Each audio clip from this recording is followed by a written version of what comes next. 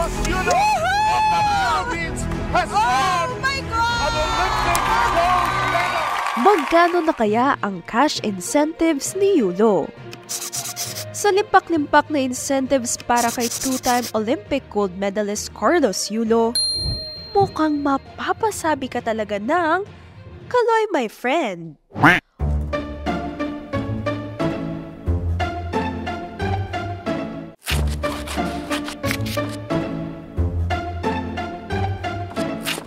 Umabot na nga sa mahigit 100 million pesos ang halaga ng incentives na natanggap ni Yulo mula nang masumpit niya ang 2 gintong medalya sa artistic gymnastics ng 2024 Paris Olympics. Kung best in tumbling si Kaloy, best in computing naman tayo.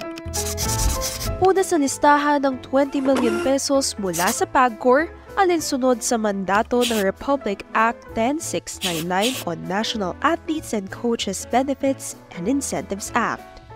Tinapatan naman ni Pangulong Ferdinand Marcos Jr. ang naturang halaga kaya may dagdag na 20 million pesos pa si Yulo. Pagdating sa Kongreso, nakatanggap ang Pinoy gymnast ng 14 million pesos mula sa House of Representatives at 3 million pesos mula sa Senado. Nagbigay din ng 10 million pesos ang business tycoon na si Manny V. Pangilinan at 5 million pesos naman mula kay Chapit Singson. Ang ating Manilenyong Golden Boy ay mayroong ding 2 million pesos mula sa pamahalaang lungsod ng Maynila, kung saan siya ipinanganak at sinikap na tuparin ang pangarap sa nasabing larangan. Milyon-milyon din ang bonus kay Yulo mula sa iba't ibang brands. 5 million pesos mula sa Arena Plus at tag 3 million pesos mula sa Bounty Fresh, Mega World at Chooks to Go.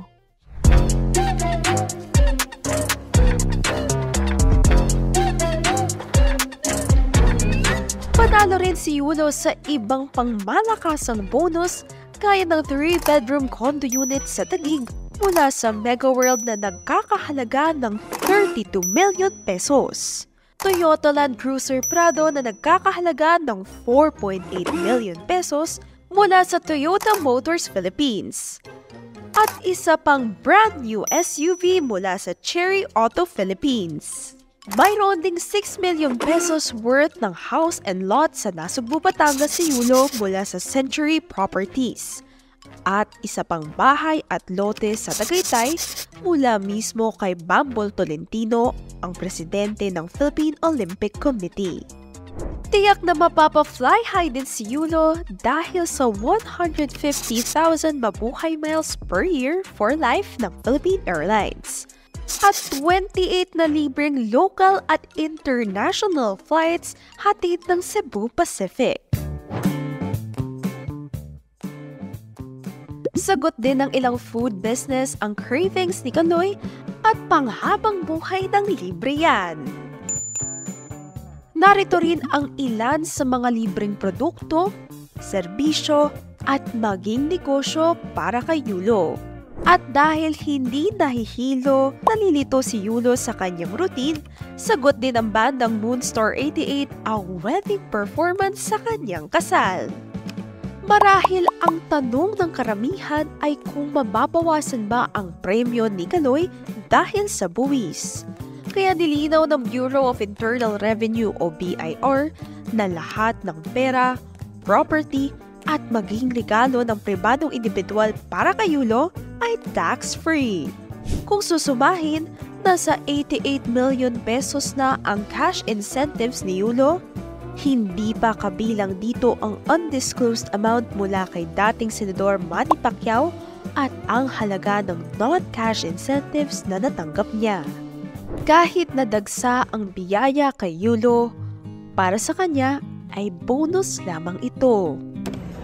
Actually, hindi ko talaga naiisip ano yung na-appreciate ko talaga yung gold medal ko talaga.